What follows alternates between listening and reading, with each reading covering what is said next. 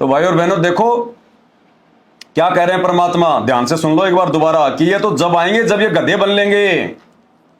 अरे फिर ऐसे गधों को हमने क्या इज्जत देनी? ऐसे गधों को हम इज्जत देंगे क्या? इन बॉलीवुड वालों को, इन राजनेताओं को, अपने भगत भाई बहनों के आगे? अपने भगत भाई बहनों को तो हम लात मार रहे हैं, साथ संगत वालों को, अपने भाइयों को तो लात मारते हैं, उनको पीटते हैं, उनके भंडारे बंद करवाते हैं, गालियां निकालते हैं, झूठा उनको गुरुद्रोही घोषित करवा देते हैं। और जो गधे बनेंगे उन जानवरों को हम इज्जत दे रहे हैं, आश्रमों में बुला रहे हैं, टेबल कुर्सी पे बैठा रहे हैं, उनके इंटरव्यू ले रहे हैं, उनके आगे नौकर की तरह खड़े हो जाते हैं, साहब साहब, जी सर जी सर। ये पहचान है काल के दूतों की। ये आश्रम वाले, ये कोऑर्डिनेटर, ये गुरुदेव के बेटा बेटी भाई बंधु रिश्तेदार, ये भगत नहीं है, ये काल के एजेंट हैं। क्या कह रहे हैं परमात्मा? जिनको गधा बनना है, जो गुरुजी के शरण में नहीं आ सकते। कौन से राजनेता ने नाम ले लिया? एक का भी नाम बता दो। जितने भी राजनेताओं को मैनेजमेंट ने अपने आश्रमों में बुलाया है, एक ने भी नाम ले लिया हो तो बता दो भाई। एक भी राजनेता का नाम बता दो कि उसने नाम ले लिया, वो भगत बन गया, उसने राजनीति छोड़ दी, सारे नियम निभा रहा है, फिर भी उनकी इज्जत है। अरे बाखड़ी भैंस की तो इज्जत हो रही है, बिना दूध देने वाली भैंस की तो इज्जत हो रही है। और जो दूध देने वाली भैंस है, जो हमारे भगत भाई बहन है, उनको लात मारा जा रहा है। ये काल के दूतों की पहचान है। क्या कह रहे हैं परमात्मा? ऐसे मंत्री है, मुख्यमंत्री है, प्रधानमंत्री है, इन वास्ता से भगवान की पर भक्ति नहीं कर सकते। ये ठीक है कि माथा टेका हुए है फॉर्मेलिटी सी, क्योंकि जीव है, भगवान के लिए तरह ही नहीं सकता। तो वो भगवान अग्नि स्मारक पर उनको लगाना चाहो, आज नेड़े भी ना हो, उन्हें तो बकवाद चाहिए। अच्छी बढ़िया बढ़िया कोठी, लंबी कार, सामने बूटी छुट्टी, कल्पा में बकवाद करनी, तो ये छोड़नी पड़े तो वो छोड़ नहीं सकेंगे। वो जब छोड़ेंगे जब गधे बन लेंगे, गधे बन लेंगे, फिर को मार छुटवा होगा उनकी सारी।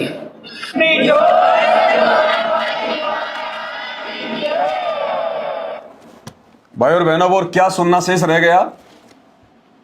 क्या सुनना शेष रह गया? आपको क्या लगता है ये राजनेता इन आश्रमों में अपनी मर्जी से आ रहे हैं? नहीं, इनको बुलाया जाता है जबरदस्ती। आपको क्या लगता है ये राजनेता इन आश्रमों में लड्डू जलेबी खाने आते हैं? अरे तो कहीं भी मंगवा लेंगे 100 रुपए के लड्डू जलेबी, अगर इनको खाने होंगे तो।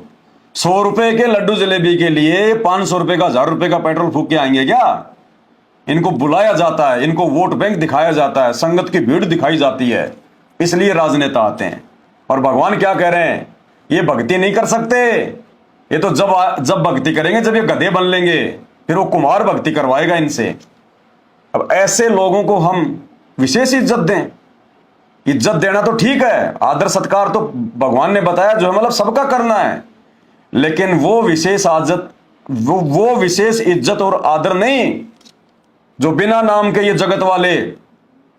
अगर किसी को पता चल जाए कि आज वहां पे अमिताभ बच्चन आ रहा है, अगर 2, 4, 5 किलोमीटर का कोई जगह हो कि आज वहां पे अमिताभ बच्चन आ रहा है, तो दौड़ लेगा, सारे काम छोड़ देगा, अरे चल मोटरसाइकिल पे चलते हैं, अमिताभ बच्चन आ रहा, देख के क्या देखेगा? सींग लग रहे हैं उसके, हैं?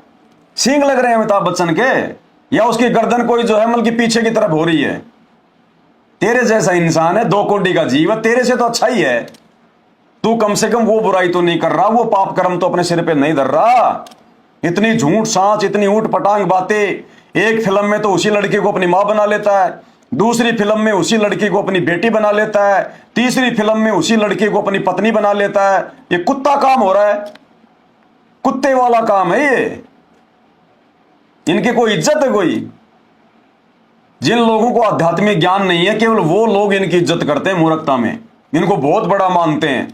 तो भाई और बहनों, ये आगे के लिए हमने बहुत ज्यादा सावधानियां रखनी है। अरे ये तो छोड़ो, ये बॉलीवुड वाले, ये मंत्री प्रधानमंत्री, अगर खुद ऊपर से अगर दुर्गा भी उतर के आ जाए, ब्रह्मा विष्णु महेश भी अगर आश्रम में उतर के आ जाएं, तो भी हमारी विशेष नजर नहीं होनी चाहिए, विशेष कोई इज्जत देने वाली वो स्थिति नहीं होनी चाहिए। अगर ज्ञान चर्चा कर रहे हैं भाई बहन मिलके, तो उनकी तरफ देखना भी नहीं है।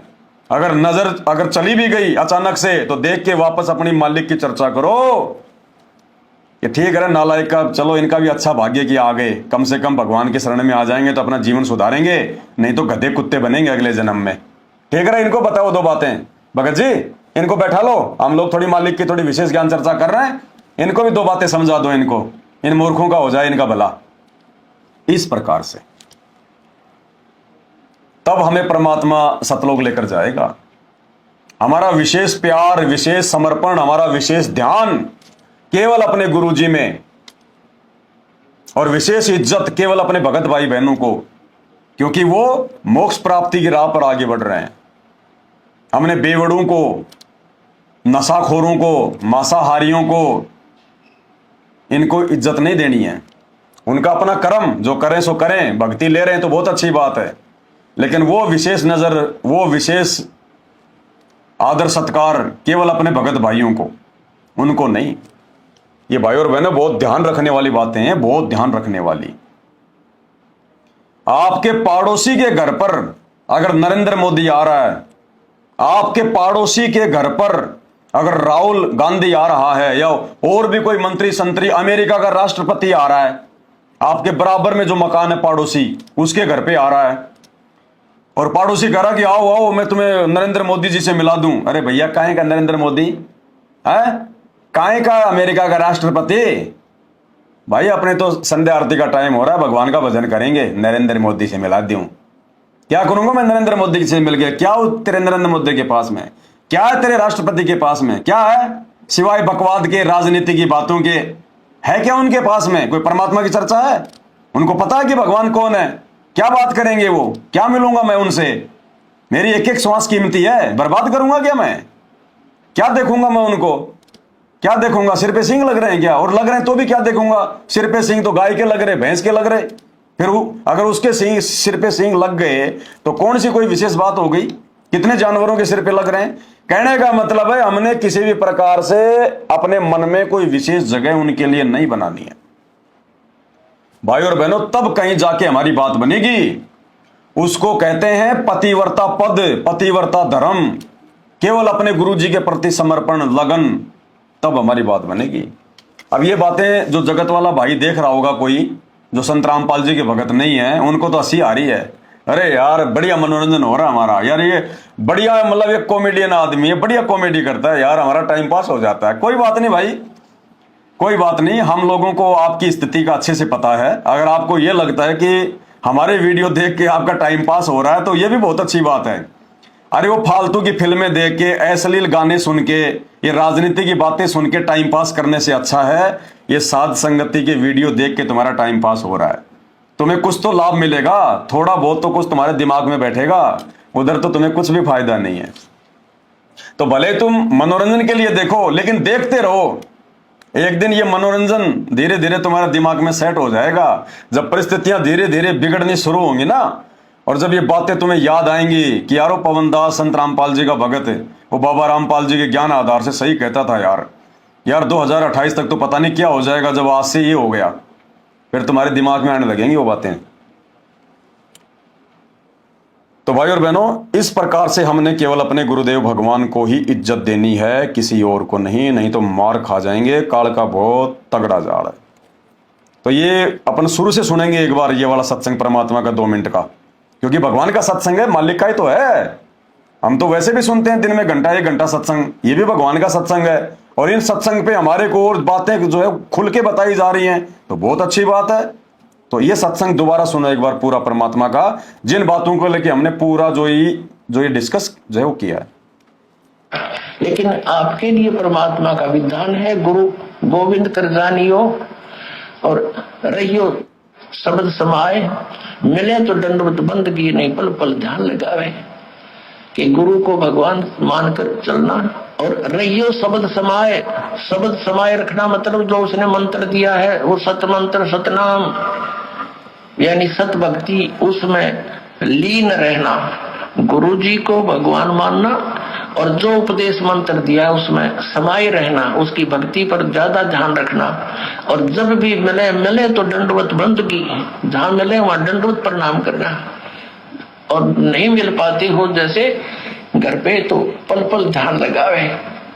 यानी परमात्मा के गुणों को अपने गुरु जी के ऊपर लक्षित करें और फिर आपका भाव बनेगा एक प्यार जागेगा इस दास के प्रति जैसा इस काल के प्रति जागा था, और वो ही कसक आपकी इस दास के प्रति होगी तभी हम वहां चलेंगे। जिस कसक के साथ हम वहां डटे नहीं डटे, तो ऐसा ही भाव। अब हम कैसे भावित होते हैं, जैसे एक हीरो या हीरोइन नकली बात बना के, एक तो उसने पढ़ा हुआ है फिर वो बोल रहा है, उसके एक दो डायलॉग पर हम आसक्त हो जाते हैं। ओहो बड़ा क्या बात कही, बड़ा सुंदर बोला, और यहाँ दास ने ऐसा पिटारा खोल दिया इन बोलों का वचनों का। तो इस आधार से भी आपने प्रभावित होना चाहिए। जब आपकी आत्मा निर्मल हो जाएगी, कमाल कर दिया गुरु जी ने, तो ऐसे निर्णय करके ज्ञान दे दिया। तो हमने ऐसे प्रभावित होना है और आसक्त होना है उस परम पिता पर इस दास के माध्यम से। ये रिहर्सल आपकी फिर ऊपर जाके काम आवेगी जो आप यहाँ करोगे। बोलो सतगुरुदेव की जय हो। ये हमारी सारी की सारी रिहर्सल गुरुदेव कहते हैं ये ऊपर काम आएगी। ये त्रिकुटी पर परीक्षा होगी हमारी, ऐसी ऐसी परीक्षा होगी हमारी। आप चाहे कहीं भी आ रहे हैं, कहीं भी जा रहे हैं, चाहे बंबई जा रहे हैं, चाहे दिल्ली जा रहे हैं, चाहे सत्संग में जा रहे हैं, आप जिस ट्रेन में बैठे हैं, आप सत्संग में जा रहे हैं, उस ट्रेन में अचानक से अमिताभ बच्चन आ गया, सलमान खान आ गया, नरेंद्र मोदी आ गया, हमने उनकी बकवादों पे ध्यान भी नहीं देना है। या तो अपने भगत भाई बहनों से चर्चा करो, या अपने लगा के कान में लीडर परमात्मा का कोई मंत्र कर लो, या परमात्मा का कोई सत्संग सुन लो, क्योंकि हमें पता ही नहीं चलेगा कि कौन सा समय हमारा है। क्योंकि परमात्मा ने कहा कि जब तुम शरीर छोड़ोगे, अगर मर्यादा में हो, और जब तुम्हारा शरीर छूटेगा तो वो एक सौपन की तरह होगा। तुम्हें पता नहीं चलेगा कि मेरी मृत्यु हो गई, मैंने शरीर छोड़ दिया। ये बाकी जो दुनिया वालों की तरह ना तो हम कोई एक्सीडेंट में मरेंगे, ना कोई हारी बीमारी से मरेंगे, ना हॉस्पिटल में मरेंगे, ना हमारा कोई जो है वो अंग भंग होगा। अगर मर्यादा में रहेंगे तो, मर्यादा में नहीं हो तो आए दिन हमारे भगत भी मर रहे हैं। सतलोक आश्रम मैनेजमेंट हरियाणा से जुड़े हुए भगत भाई बहन आए दिन एक्सीडेंट में मर रहे हैं, कोई लड़ाई झगड़े में मर रहा है। जो मर्यादा नहीं निभाएगा तो मरेगा, उसमें क्या करेगा भगवान? अगर ऐसे सबको लेके जाना तो फिर भक्ति की जरूरत क्या है? फिर तो पकड़ पकड़ के सबको ले जाए भगवान। तो ये परमात्मा इतना संघर्ष जो कर रहा है ना, ज्ञान दे रहा है, भक्ति दे रहा है, इतनी बातें बता रहा है, जेल में बैठ के संघर्ष कर रहा है हमारे लिए, ये मर्यादाओं में रखने के लिए कर रहा है सब कुछ। कि मर्यादा नहीं है तो भक्ति नहीं है। बाकी चाहे तुम कितने बड़े भगत बन जाओ, अगर मर्यादा नहीं है तो कुछ नहीं है। तो भाई और बहनों, जो भगत मर्यादा में होगा उसको पता ही नहीं चलेगा मेरा कब मेरा शरीर छूट गया। परमात्मा सौपन के माध्यम से उसकी आत्मा को निकाल के ले जाएगा, और उसको ऐसा लगेगा जैसे हम तो सत्संग में जा रहे हैं भगत भाई मिलके, हम तो परमात्मा की चर्चा कर रहे हैं। तो जब भी हम कहीं भी जाएं, हम भगत भाई बहन वर्तमान में अपनी रियल लाइफ में, सुबह जब हमारी आंखें खुले और रात को सोएं, उस बीच में हम जो भी काम करें, अपने किसी काम पे, धंधे में, हम किसी ऑफिस में, किसी खेत में, या किसी रिश्तेदारी में, या कहीं सत्संग में, कहीं भी जाएं, हम ये सोच कर रहें कि भाई मैं त्रिकुटी पर हूं। ये ना सोचे कि मैं रिश्तेदारी में खड़ा हूं, ये ना सोचे कि रिश्तेदारी में ब्याह है, मैं यहां आ गया, ये मेरा रिश्तेदार है। ये ना सोचो कि ये सत्संग है, ये मेरे भगत भाई हैं। ये सोचो कि मैं त्रिकुटी पे खड़ा हूं, त्रिकुटी पे मेरा शरीर छूट चुका है। हर दिन हमने यही सोचना है, हर दिन सुबह आंख खुलते ही ये सोचना है कि जो मेरी आंख खुली है ना, मैं त्रिकुटी पे हूं भाई, मेरा शरीर छूट चुका है और मैं त्रिकुटी पे हूं, और ये मेरी परीक्षा है। हर प्रकार से सावधानी बरतनी है, हर प्रकार से रिश्तेदारी में जा रहे हो, ये सोचना कि मैं त्रिकुटी पे हूं, हर एक मर्यादा का ध्यान रखना है। उधर आ गई कोई डांस करने वाली, वो डांस कर रही है आधे कपड़े पहन के फिल्मी गानों पर, और तुम भाई साहब एक हाथ में माला और एक हाथ में उस तरफ देख रहे हो। गए काम से, गए काम से। ये सोच के रहो कि मैं त्रिकुटी पे खड़ा हूं, ये क्या देख रहा हूं मैं इन बड़ुओं को, अरे इनको क्या देख रहा हूं मैं, क्या है ये? मेरी भक्ति बर्बाद करने के लिए काल का षड्यंत्र है ये। मैं भगत हूं, ये मेरे काम है क्या? ये तो जगत के काम है जिनको ज्ञान नहीं है। हर क्षण हर पल हमने ये सोचना मैं त्रिकुटी पे हूं, त्रिकुटी पे। जब भी हमारे सामने कोई आपत्ति आवे, कोई संकट आवे, कोई भी ऐसी बात हो जाए, काल चाहेगा कि ये कोई दूसरा तरीका अपनाए, ये झूठ का सहारा ले, ये छल कपट का सहारा ले, लेकिन उस समय आपने यही सोचना कि मेरी परीक्षा है और ये त्रिकुटी है भाई, ये फाइनल गेम है मेरा। आज यदि मैं झुक गया, मैं डर गया, मैंने कोई मर्यादा तोड़ दी, यदि मैंने कोई दूसरा कोई तरीका अपना लिया इस समस्या से बाहर निकलने का, भाई परमात्मा उसी समय नीचे गिरा देगा। भाई और बहनों, तब कहीं जाके हम इस काल से लड़ पाएंगे, तब कहीं जाके हम त्रिकुटी पे पास होंगे। क्योंकि वर्तमान में हमारी क्या चल रही है? रिहर्सल। गुरुजी हमसे अभ्यास करवा रहे हैं कि तुमने किस प्रकार रहना है समाज में, परिवार में, रिश्तेदारी में, क्या सोचकर तुमने पल पल अपनी भक्ति को जो है वो करना है इस प्रकार से। नहीं तो बहुत भयंकर षड्यंत्र है काल का, बहुत भयंकर, बहुत भयंकर। आपकी दुकान है या कहीं आप जा रहे हो आ रहे हो हैं और काल का षड्यंत्र है, और उधर से सलमान खान आ गया अपनी गाड़ी में बैठ के, और तुम अकेले जा रहे हो या दो चार तुम भाई जा रहे हो, उधर से सलमान खान आ गया है, वो शीशा खोलेगा, अरे सर पहले तो उसको देख करो, यो क्या है भाई, अरे क्या है तेरो जिसो आदमी है और क्या है, कोई जानवर थोड़ी है, कोई गधो थोड़ी बैठे हो जो तू देख के उसको जो है मतलब वो चिंगर गया। अरे तेरे जैसा आदमी है, उसने काली चश्मा लगा रखी होगी, तेरे से अच्छा उसका गोरा रूप होगा, तेरे से अच्छी उसके पास में गाड़ी होगी, तेरे से महंगे उसने कपड़े पहन रखे होंगे, और बाकी तो तेरे जैसा ही है, कोई उसकी कोई स्टील की बॉडी तो है नहीं, सिर में कोई सींग तो लग नहीं रहे, दांत उसके कोई 2-2 फुट के तो है नहीं, जो तो उसको देखते ही हो रहा है तेरी ये क्या। और भाई वो सलमान खान है जिसके आगे पीछे दुनिया फोटो खिंचवाने के लिए, पता नहीं उसके साथ हाथ मिलाने के लिए, हाय हल्लो करने के लिए लड़के लड़कियां पता नहीं एक दूसरे के ऊपर जानवरों की तरह गिरते हैं, उसको देखने के लिए कहां खड़ा है, कहां खड़ी है।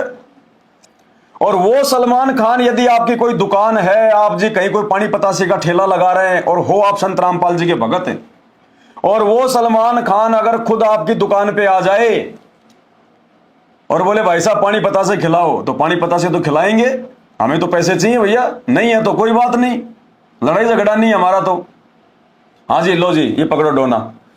जैसे आपका आम जो कस्टमर होता है उससे भी नीची दृष्टि से देखना उसको। एक तो आपका कोई आम कस्टमर होता है, बढ़िया अपना मोटरसाइकिल पे आया, हाँ जी पानी पतासी खिलाओ, तो उसको तो आप अच्छे से खिलाओगे कि यार ये अच्छा आदमी है, कल को 2-4 और लेके आएगा हैं।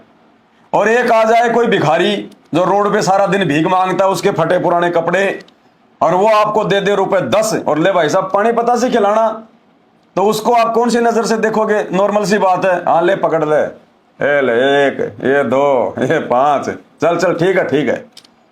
हमने उस सलमान खान को, संत रामपाल जी के भक्तों ने उस सलमान खान को भिखारी से भी नीची दृष्टि से देखना है, दुत्कारना नहीं है, फटकारना नहीं है, ऐसे वैसे नहीं बोलना है। वो बोलेगा अरे भाई साहब, वो तो अपने आप में ये समझेगा कि मेरे को देख के पता नहीं है, तो बिल्कुल ऐसा हो जाएगा, अरे सुर सलमान खान, अरे सुर ओए होए होए मेरी दुकान पे सलमान खान आ गया। वो तो ये सोचेगा, क्योंकि उसको तो जा भी जाता, लोग उसको इज्जत देते हैं, उसको ज्ञान नहीं है, वो तो फूला हुआ है, वो तो गुब्बारा है, उसमें तो जो है गैस भरी हुई है मान बढ़ाई अहंकार की। और वो अचानक से कहे, क्योंकि ये भी तो खाते हैं कहीं ना कहीं, अरे भाई साहब 10 रुपए के पानी पता से खिला दो, लो जी आ जाओ, इधर आ जाओ, यहां आ जाओ, इधर, ये हाथ नहीं, इधर आओ, राइट वाले हाथ में आओ। अगर वहां खड़ा हो गया, आप लोगों को खिलाते हो राइट हैंड से, और वो आपके लेफ्ट हैंड में आके खड़ा हो गया ना, तो शर्माना नहीं है उसको कहने में, अरे भाई साहब इधर आ जाओ, राइट हैंड पे आओ। आधा सा फ्यूज तो वही हो जाएगा। वो उधर आ गया, हाँ जी क्या खिलाऊं? पानी पता से, कितने के? 10 रुपए के, ये लो। करके अपने 5-4 पता से पूरे और लेके उससे अपने पैसे। और यदि वो सलमान खान खुद आपको कहे कि भाई साहब वाह मजे आ गए आपके पानी पता से खा के हैं, अगर वो खुद आपको कहे कि मैं आपके साथ में फोटो लेना चाहता हूं एक, लोग तो उसके साथ में फोटो लेने के लिए कहेंगे सर सर सर एक सेल्फी, सर अरे भैया जरा फोटो खींचना सलमान खान के साथ में। अगर वो सलमान खान भी संत रामपाल जी के भगत को ये कहे कि सर एक फोटो मैं आपके साथ में लेना चाहता हूं, तो भाई साहब फोटो नहीं लेनी है, ये सेल्फी फैल्फी ये भक्तों के काम नहीं है। उसको बोल दो भाई साहब धंधा करने दो रे, थोड़ी बहुत देर के लिए मैं तो ठेला लगाता हूं अपना रोजी रोटी के लिए, बाकी समय भगवान का भजन करते हैं। भाई साहब आपने खा लिया, अब आप जी जो है वो पधारिए, क्या करूंगा मैं आपके साथ में फोटो लेके, मुझे क्या करना है? मैं तो अपने बच्चों की फोटो अपने घर पे नहीं रखता, मैंने तो मेरी ब्याह शादी की फोटोओं को जला के आग लगा दी है भाई। मैंने तो मेरे बाप दादाओं की फोटोओं को जला के घर से बाहर कर दिया। आपके साथ फोटो लेके मैं क्या करूंगा? आप हो क्या? आपकी फोटो मुझे देगी क्या भाई साहब? मेरे घर में तो केवल मेरे गुरुदेव की फोटो रहती है और किसी की नहीं। मैं फॉर्मेलिटी नहीं करता कि यहां तो मैं आपका इज्जत रखने के लिए फोटो ले लूं और बाद में उसको मैं डिलीट कर दूं। हमने लेनी नहीं है भाई साहब, ना रखना ना लेनी है। पानी पता से अच्छे लगे और खाने तो बताओ, नहीं तो अपनी गाड़ी में बैठो और बाय बाय। बाय बाय नहीं कहना हमने, टाटा बाय बाय नहीं बोलना, सत साहिब। बस इस हिसाब से भगत भाई और बहनों आप और हमने रिएक्ट करना है, अपने गुरुदेव के अलावा और अपने भाई बहनों के अलावा, चाहे धरती का कोई भी इंसान क्यों ना हो। तब परमात्मा देखेगा यहां से कि हां ये भगत बन गए, अब ये भगत बन गए पक्के, अब इनकी आस्था बिल्कुल अपने गुरुजी में लग गई है, ज्ञान समझ में आ गया है, तब जाके बेड़ा पार होगा भाई बहनों, तब जाके बेड़ा पार होगा। और यहां कोई एक गांव का सरपंच आ जाता तो उसके पीछे दौड़ लेते हैं, नरक मिलेगा नरक। आगे क्या बताया परमात्मा ने, क्यों हम भगत भाई बहनों ने जून के महीने में इस नकली दाढ़ी मूछ वाले कबीर को भगवान मानकर इसका जो है वो प्रकट दिवस क्यों नहीं मनाना? क्योंकि आज धरती पर खुद ये कबीर, ओरिजिनल कबीर सतगुरु रामपाल जी के रूप में आ चुके हैं, हमारे गुरुदेव के रूप में आ चुके हैं। ये अल्लाह, ये भगवान धरती पर आ चुका है। और क्या कह रहे हैं परमात्मा? विश्वास दिलाने के लिए कि हां तुम्हारा गुरु ही भगवान है, जो काम भगवान किया करता है वो काम तुम्हारा गुरु कर रहा है वर्तमान में, उसके अलावा कोई नहीं कर सकता। इसलिए अब हमने इसको ना अपने घर पे रखना, ना अपने दरबार पे रखना, ना इसका प्रकट दिवस मनाना। क्या कह रहे हैं परमात्मा? ध्यान से सुनिए। गुरुदेव कह रहे हैं कि परमात्मा का ज्ञान परमात्मा ही करवा सकता है। भाई और बहनों, जो हमें जो गुरुदेव कहते हैं ना कि दास को भगवान ने भेजा है, दास तो भगवान का भेजा हुआ दास है, तो और अब क्या कह रहे हैं गुरुदेव कि परमात्मा का ज्ञान परमात्मा ही करवा सकता है। तो आज धरती पर पिछली पीढ़ी में परमात्मा का ज्ञान कौन करवा रहा है? कौन करवा रहा है परमात्मा का ज्ञान? सतगुरु रामपाल जी। तो परमात्मा कौन हुआ? सतगुरु रामपाल जी। सुनिए, पुण्यात्माओं, परमात्मा का जो ज्ञान है परमात्मा ही करा सकता है। जीव अपनी शक्ति बल से या अपने अभ्यास प्रयत्न से परमात्मा को नहीं जान सकता। आ गई समझ में? परमात्मा का ज्ञान परमात्मा ही करवा सकता है, दूसरा नहीं करवा सकता। अब कुछ मंदबुद्धि भगत भाई बहनों को शंका हो जाएगी कि ये परमात्मा का ज्ञान तो 650 साल पहले जो है कबीर जी ने दिया था, गुरु जी तो उसके आगे बता रहे हैं, गुरु जी तो आगे बता रहे हैं। तो भाई और बहनों, फिर वो कबीर जी से पहले भी तो कोई आया होगा। अगर हम 650 साल पहले वाले इस कबीर को भगवान मान रहे हैं कि इन्होंने आके 650 साल पहले ज्ञान बताया था, तो इससे पहले भी तो कोई आया होगा ये सतलोक का ज्ञान बताने वाला। इससे पहले द्वापर युग में करुणामय ऋषि आए थे, त्रेता में मुनिंद्र जी आए थे, तो फिर ये भगवान कहां से हो गया? फिर 650 साल पहले वाले को भी क्यों भगवान माने? क्योंकि इससे पहले तो ये ज्ञान और भी लोग बता के गए, उनका बताया हुआ ज्ञान इन्होंने बता दिया। आपको लगता है कि वर्तमान में संत रामपाल जी तो जो है ये कबीर जी का ज्ञान बता रहे हैं, जो कबीर जी ने 650 साल पहले आके बताया, जो पुस्तकें लिख दी, उस आधार से आज संत रामपाल जी बता रहे हैं। तो भाई जब ये कबीर आया था 650 साल पहले, तो इससे पहले तो सतलोक का ज्ञान बताने वाला द्वापर में भी आया था, करुणा में ऋषि, त्रेता में मुनिंदर आया था, सतयुग में सतसुकृत ऋषि आया था। तो इसका कौन सा फिर वो घर का ज्ञान मान ले? इसने भी तो उनसे सुन के किसी की सुनी सुनाई बातों के आधार से ज्ञान बताया होगा ना। तो ये मूर्खता ना करो, ये खुद भगवान है, खुद परमात्मा है। ये चाहे द्वापर में आया हो, चाहे त्रेता में, चाहे सतयुग में, चाहे 650 साल पहले, या चाहे वर्तमान में आया है। इसके अलावा सतलोक की जानकारी, सृष्टि रचना का ज्ञान सृष्टि में कोई दूसरा नहीं दे सकता। ये तो अपने आप को छुपाता है परमात्मा, ज्ञान से अपनी पहचान करवाना चाहता है ये मालिक, अपनी आत्माओं को जगाना चाहता है ये मालिक। तो बहुत सोच समझ के